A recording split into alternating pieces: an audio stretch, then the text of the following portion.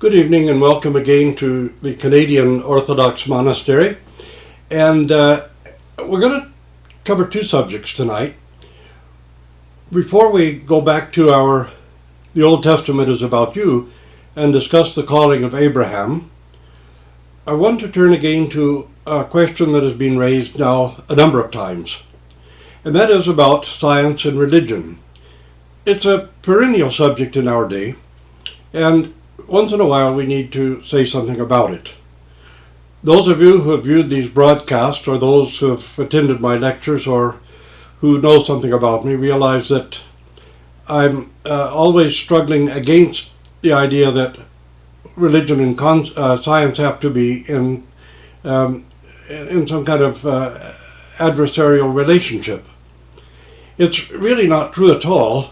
One of the problems from the side of religion, of fundamentalist Christians in particular, is the idea that somehow we have to take the book of Genesis as a complete story, that every detail of history is there, that nothing happened in the universe or on the face of the earth that isn't somehow recorded there, when in fact a goodly part of it is simply sort of like the first chapter of Matthew's Gospel, one person begatting another person. And obviously other things were going on around people at that time. And the idea that therefore that it's a complete story and that we can set a fixed chronology from it. Obviously it simply isn't true, because that would time and time again proved erroneous.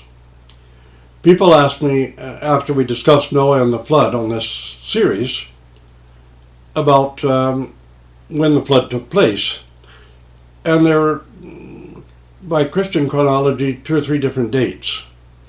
I don't think the Jews ever paid quite that much attention to it, but even by their chronology, about 2350 BC would have been roughly the date of the flood if one took the Old Testament chronology seriously. But that would have been after Pharaoh Djoser had already built the step pyramid in Egypt.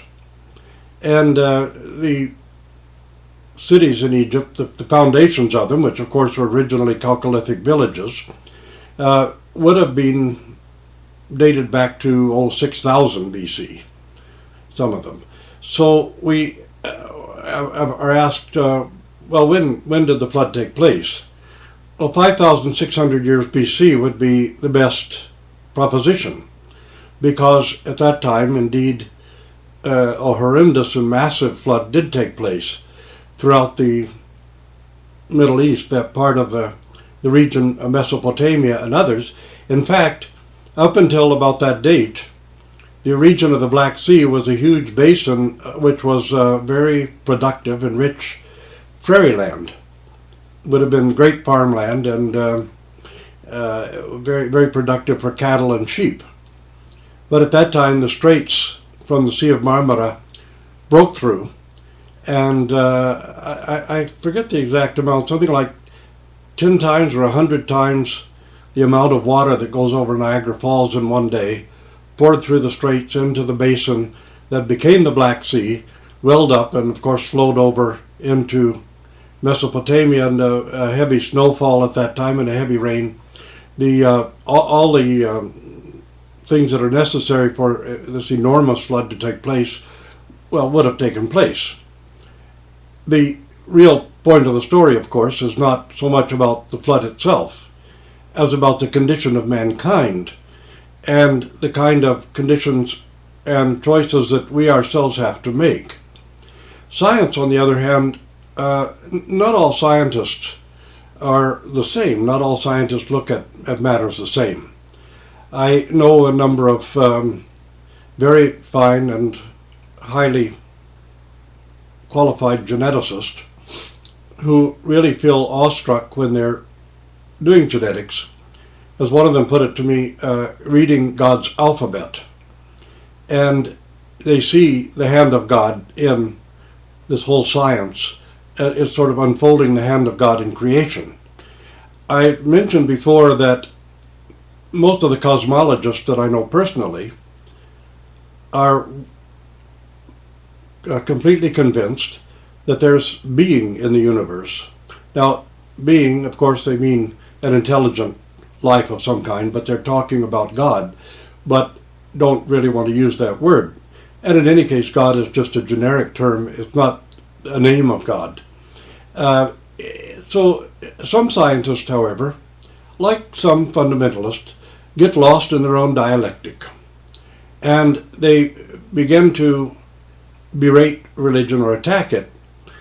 But a lot of times the scientists react that way because of fundamentalists and the ludicrous ideas that fundamentalists put forth.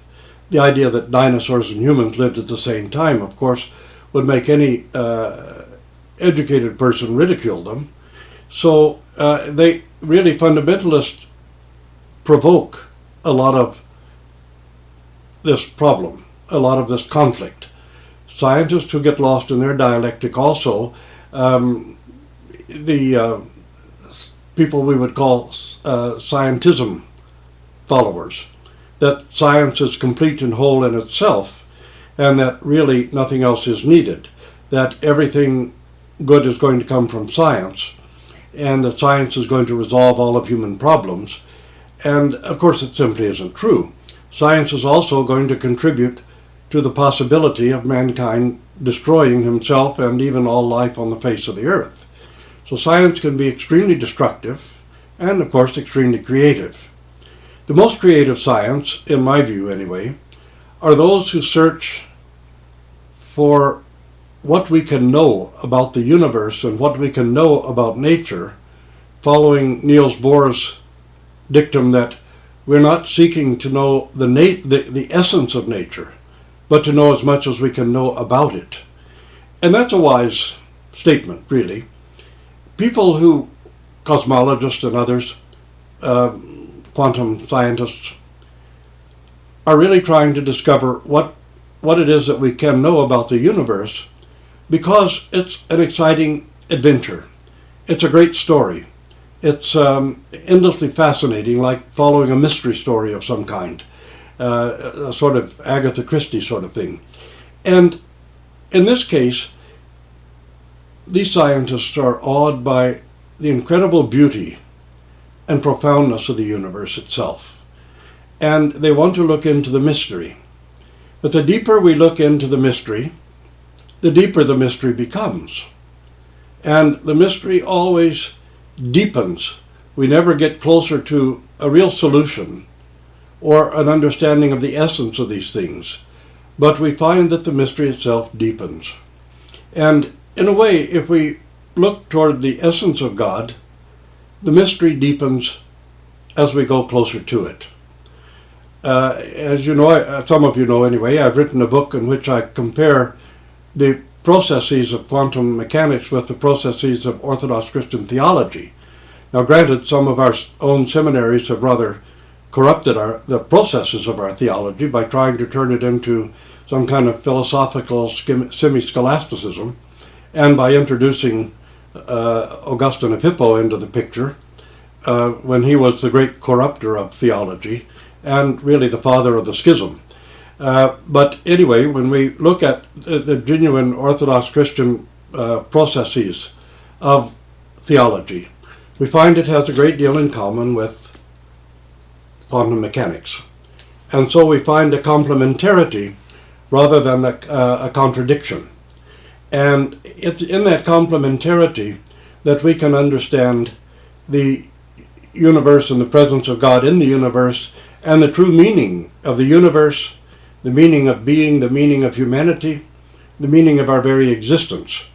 And in following the book of Genesis, as we are, in saying the Old Testament is about you, what we're really doing is looking at the meaning of both the Scripture and the meaning of our world and the meaning of our existence in the world, what our problems are as human beings, and what the solution is. And of course, ultimately, the solution is one, Jesus Christ.